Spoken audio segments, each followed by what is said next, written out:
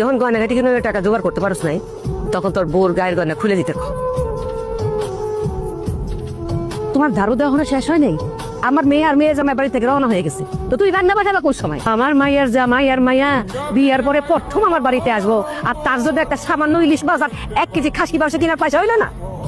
অথচ নিজের শ্বশুর বাড়ি যাওয়ার সময় বস্তা করে জিনিসপত্র লই যেতে পারো। আমার বাজান গাইন মা কি অবস্থা হয়েছে দেখি, গানটা মুচ্ছা দিই। আমারে দিতেন, ভাইজান দিতেন।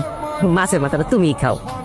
তাছাড়া তুমি সরকারি চাকরি করো, সরকারি চাকরি করলে মাথায় বুদ্ধি দরকার আছে, আর মাছের মাথা হইলে মাথায় বুদ্ধি হয়। হ্যাঁ করে দোকানদারি, মুদির দোকানদারি, এর মাথায় বুদ্ধির কি দরকার আছে? ডাল দো, হ্যাঁ ডাল দিয়ে খা। দাও বৌমা, ডাল দো। তুমি কি তোমার মায়ের আপন সন্তান? অবশ্যই আমি আমার মায়ের গর্বের আপন সন্তান। তোমার মা তার মেয়ের জামাইরে যে পরিমাণ ভালোবাসে, আদর করে, স্নেহ করে, তার 10 ভাগের 1 ভাগ তোমার প্রতি তার নাই। এই বাড়ি ঘর সয় সম্পত্তি যা আছে তোমার মেয়ের জামাইয়ের নামে সব লিখে দাও। আমি আর আমার বউ গাছতলায় গিয়ে থাকো। আমি আর তোর বাড়িতে থাকবো না, আমার তোর আর খান পরম ধন লাগবো না। আমি মেয়ের বাড়িতে যাবো, মেয়ের জামাই আমার খান পরম দিব। এখন থেকে আমি আমার মেয়ের জামাই আর মেয়ের সঙ্গে এই বাড়িতেই থাকবো। বাবা বাবা, খুব ভালো। আমি না ঘর জামাই থাকতে দেখছি, কিন্তু ঘর শাশুড়ি কোনোদিন থাকতে দেখি নাই। বেলা বাজে 12টা, জামাই এখনো বাড়িতে? অফিসে যাইব না? কোন অফিসে যাইবো মা? কোন অফিসে যাইব মানে? জামাই বাবা যিনি সরকারি চাকরি করে। সব মিথ্যা কথা কইছে মা।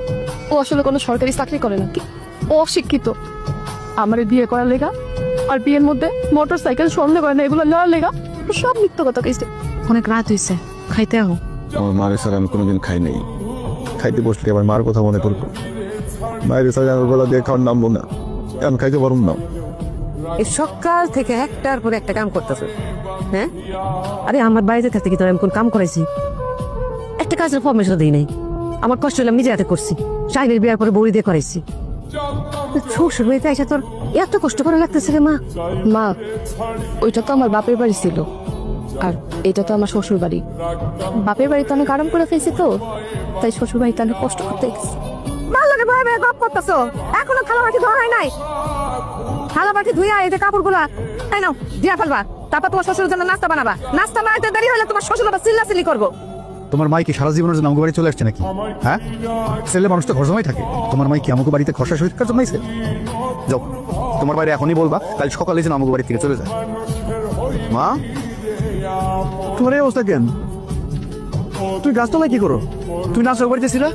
আসুক বাড়ি থেকে আমি কালকে রাতেই চলে আসছি। কেন চলে এসো মা? অপমান সহ্য করতে না পেরে চলে আসি বাজান। কি তোর কি অপমান করছে?